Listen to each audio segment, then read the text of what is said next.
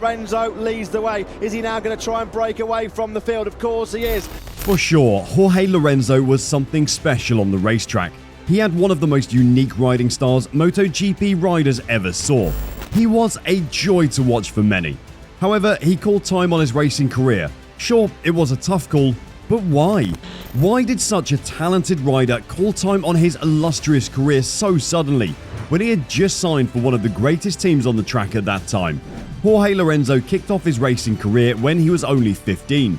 He built his reputation from the ground up by achieving some of the best performances in MotoGP. After a few years at the top, he switched to different manufacturers and ended his career with Honda, where things didn't go to plan. He had a nasty injury which worried him at Assen in 2019, which we'll get into later. But he did say it was one of those moments in his career that made him think very seriously about his future. Did you know that Jorge stated he almost returned to MotoGP with Ducati in 2021? He said if a deal sounded right and we could reach an agreement, then yes, I would race again. Stay tuned to find out the true story behind his retirement and a glimpse into his illustrious career. Jorge Lorenzo was born on the 4th of May 1987 on the beautiful Mallorca island. He started racing motorbikes at his home when he was only 3 years old, and after a few months of racing on two wheels, he was already at the top of his game, and even competing in mini-cross races. In 1998, he won the 50cc Aprilia Cup. He graduated and started road racing at national competitions. He took a short time to get used to the new life he had started, and in 1999, when he was 8 years old, he took the Balearic title. In the following year, he took 3 other titles in the Mini-Cross, Junior Motocross and Mini Moto. He was officially young, but was still allowed to participate in 2000 at the 125cc Spanish Series when he was 13, and surprisingly made history that year after in Europe. He was the youngest winner of the 125cc European race. The teenager again proved that his age would not limit him by quickly rising the ranks as a motorbike racer and getting his first stage appearance at the 2002 Grand Prix in Jerez, the season's third round. The legal age was 15 and he did not reach it until that Saturday, making him miss the start of practice. That did not shake him. He still shocked the paddock by qualifying and securing a place for himself in the World Championship, as he learned to adjust to the circuits. Lorenzo made it big time that next season after his first win at the Rio de Janeiro Grand Prix for the 125cc class, then winning 3 more races the season after. He was in 4th position in 2004, getting higher in the quarter-lead category and got a Honda machine. He had 6 podium standings and 4 pole positions in his 250cc rookie season and achieved 6th position in the championship and joined Team Aprilia. 2006 was expected to define his present and future. Lorenzo exceeded all expectations for 2006 and dominated the class by 8 wins and 10 pole positions and received his first world title. He continued the same streak in 2007 by winning all the 9 pole positions and acquiring his second world title in Sepang at the penultimate round. He also became the most achieving Spanish rider for the 250cc class in the process. The injuries of 2008. It is always every racer's hope to not suffer serious injuries on the racetrack, but during the course of a rider's career, it's mostly inevitable that some kind of injury will occur. Lorenzo was not spared during his career and suffered a lot of injuries, including a couple that were very severe. In 2008, Lorenzo fell off his bike while practicing for the Chinese MotoGP. He chipped a bone in his left ankle and also snapped a ligament in the same left ankle, and badly bruised his right leg. Despite his injuries, he still participated in the Chinese Grand Prix without any accident, but after 2 weeks, he crashed again twice, but still came in second place. The crashes were not over yet though, because that next week in Barcelona, he had a 5th accident while practicing and could not participate in the race. It seemed like Lorenzo was on a crash streak in the year of 2008, but that wasn't going to stop him. He wanted that title. Let's take a look at Lorenzo's noticeable career. Jorge Lorenzo claimed 3 crowns in the Premier class in 2010, 2012 and 2015. After beating Casey Stoner in the championship in 2010, he beat Valentino Rossi, his teammate 2012, to claim another world championship. Then in 2013 lost to Marc Marquez, although he did have a few ups and downs that season. He broke his collarbone that year at Assen when he crashed on a wet track on standing water at 238 km per hour. He surprised everyone by riding immediately after surgery and finishing in 5th position. What a remarkable result. Wow, these guys are born tough. In 2015, he went to the racetracks with flaming fury and went head-to-head with Valentino Rossi for the title once again. He won again that year to seal another Premier Class World Championship, taking his total Premier Class wins to 3. In 2016, Lorenzo came in 3rd in the championship. Marc Marquez took the title that year. In 2017, Lorenzo took on a new challenge. After winning more than 40 Premier Class wins and attaining over 100 podiums while with Yamaha, he left Yamaha for Ducati.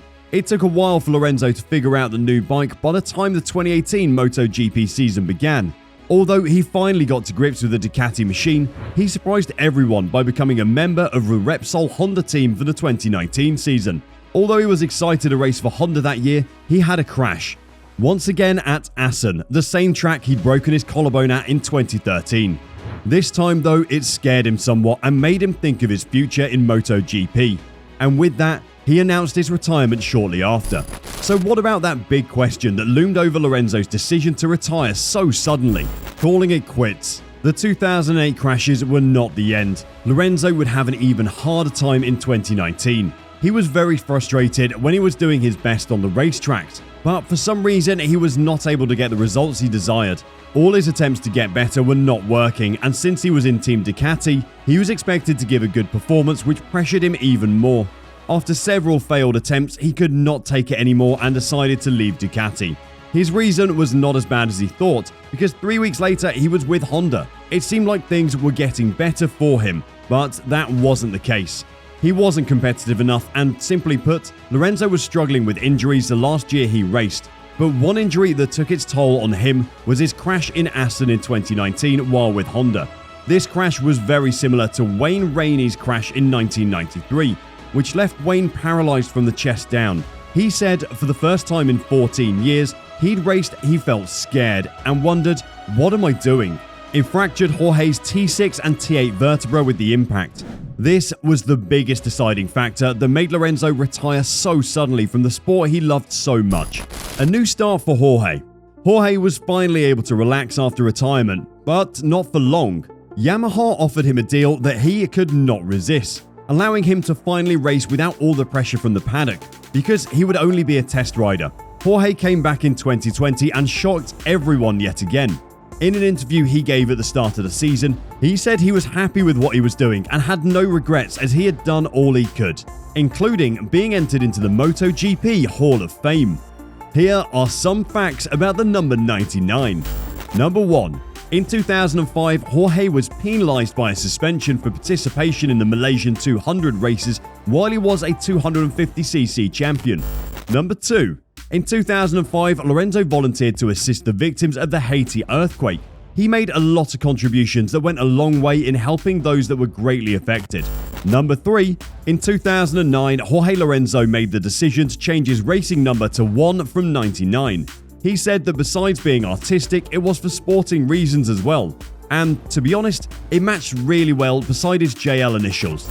Number 4. Lorenzo wore sponsored helmets on some of his races. One helmet in particular was the Call of Duty helmet, where he had a ghost designed on top to match up with the Ghost Game series in Valencia at the 2013 Grand Prix.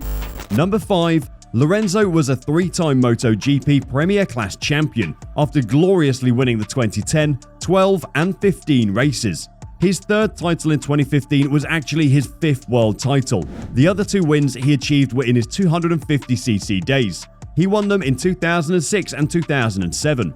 His 2015 win was nothing short of spectacular, as he barely beat Rossi, who was right on his tail the whole season.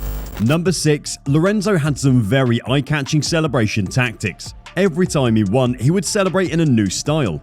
His fans always look forward to seeing something new from him. He even had the Mario Brothers make a cameo at the trackside and perform Spaceman. Number 7. Lorenzo was the first of his kind to grab multiple Premier Class titles. He did this in 2012 after having over 68 wins in his career. He was truly a great rider. He achieved these titles when he competed against the best riders the sport has ever seen. family, relationships, and net worth.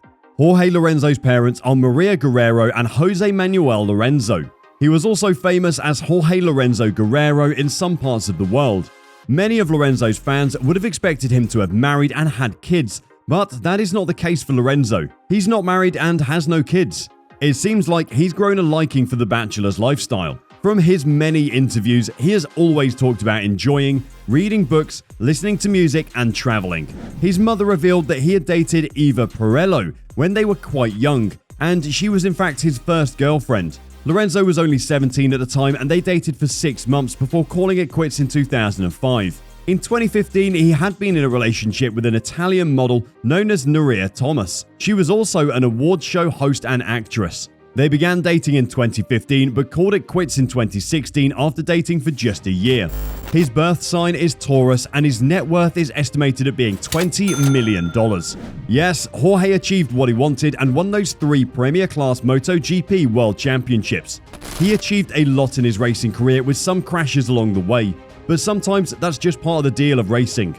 The end can always be the start of something new. Lorenzo retired after a streak of terrible crashes and got peace of mind for doing so. He realized that he could find happiness on the tracks as a test rider and avoid the peer pressure and expectations of having to win all the time.